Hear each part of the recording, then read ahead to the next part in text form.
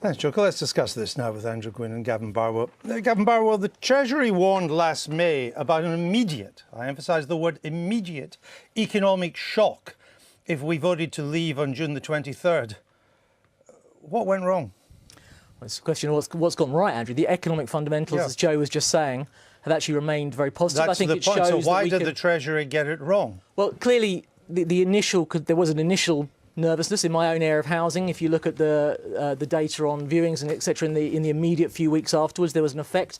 But actually, it's not been anything like. You're grasping at straws, aren't you? Well, I don't think we should be upset that things are actually looking very good. No, but we were told how. Let's just look at what the Treasury said. This is in May 2016. It made a long-term forecast about what our incomes would be in 2030. We've got a long while to wait for that. But it also made a forecast on the short-term impact. And it said this: there is a clear central conclusion.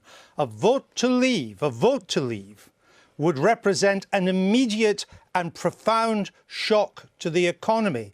That shock would push the economy into recession and lead to an increase in unemployment of around 500,000. What bit of any of that is right? Well, that clearly hasn't materialised, and we should be very happy that it hasn't materialised. These unemployment figures today are fantastic news. Unemployment is down at an 11-year low, so I think it shows you the underlying fundamentals. Your government told us it was going to. You were on the Remain side. Your side told us unemployment would go up by 500,000 in the immediate short term. And in fact, unemployment in the labour force survey has continued to fall. Is there any bit of this Treasury forecast that is worth the paper it's written on? Well, clearly those short-term predictions haven't come to pass. That's something that we should very much welcome. And as I said, though the news today from Google, the news from Nissan, the underlying data about unemployment are all very encouraging. I think they should give us reason to believe that we can make a success of the choice. So the Treasury was wrong? Made on this. Well, the short-term forecasts clearly haven't come to pass. The Shadow Business Secretary, Clive Lewis, has welcomed the Google investment, 3,000 jobs, this new centre up by King's Cross.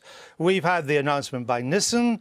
This morning, the chairman of UBS, one of the biggest banks in the world, Swiss bank, has said they have no plans to go anywhere, even though there were murmurs that they might earlier. Given all this has happened, despite the generally negative approach to leave, isn't it time we stopped talking our prospects down and took advantage of these investments?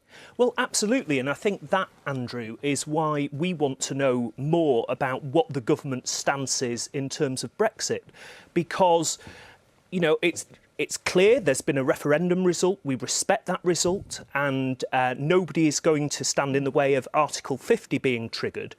But it's then what happens beyond that. And what we've seen in the leak this week, that the government has no plan for Brexit, and that's not a government leak. Well, that's a Deloitte paper pitching for business. And it's desperately trying to put together its strategy. Actually, I think we need to have clarity about the direction. But can we just get it right? This was not a Cabinet Office leak. OK, but it's not okay, it wasn't. The fact is they have no plan for Brexit, and that's something that we've known for some time. But isn't it remarkable if you're right? And many people would agree with you. It's quite hard to divine the way the government is going. But given that adds to the uncertainty, we've had Google, Nissan, UBS, unemployment falling, the economy growing faster than the Eurozone, faster than Germany in the third quarter of this year, that despite that, things seem to, so far, big proviso, are going rather well. And that's a very big proviso, because we don't know what the plan B is.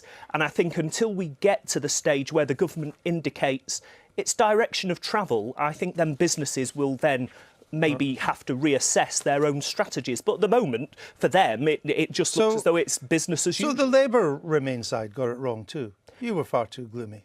Well, I mean, I still think that it's really important for British business and for British jobs that we have that certainty that we have in terms of what our relationship is going to be with the European single market. If we do this well with uncertainty, think what we do with certainty. Well, we've not left the European Union yet, No, have that's we, of course true, but these forecasts I'm talking about were not predicated on that. They were predicated on the vote the way we did on June the 23rd. Angela Merkel signalled that she might be willing to compromise on freedom of movement. It's probably not as much as some of the British media is making out, but it's a change in position to it. And immigration, of course, and how we deal with that is really important going forward, and particularly for certainty.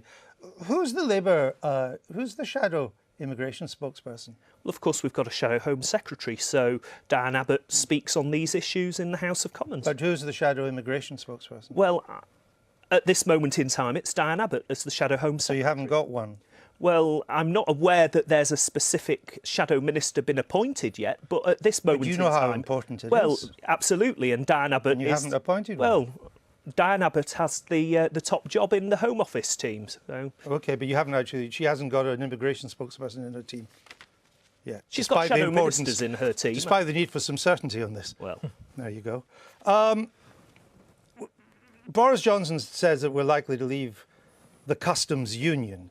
And there's talk of us leaving the single market too. What's the difference between the two? Well, the customs union obviously controls the tariffs that you have a sort of common tariff structure, essentially, an external tariff structure, whereas the single market is a bespoke arrangement within the EU about trade within the EU. So we are going to leave the customs union? No, that's not been set out as government policy. The Prime Minister, I think, has been very clear. I think there were two clear messages from the referendum, whichever side we were on, which is that there's a real concern that we get back control of our borders and that we make decisions about our own laws in this country, and then subject to that, we want to get the best possible access to trade within the single market. So let me just get it right. Is it government policy to leave the customs union or not to leave the customs union? So the government is not going to set out the detailed negotiation. That's not a detail, that's a fundamental principle. No, so we've been very clear that we're trying to get the best possible terms of access for British business, and the exact mechanism by which we do that will be settled. You accept it's not a detail, it's a principle. No, of course these matters. What's Labour's position on the customs union? Well, we've made it very clear that what we want is to have access to the European single market. But I didn't ask about the single market. But the customs union is tied into that. What we want to know is precisely the point that you're making.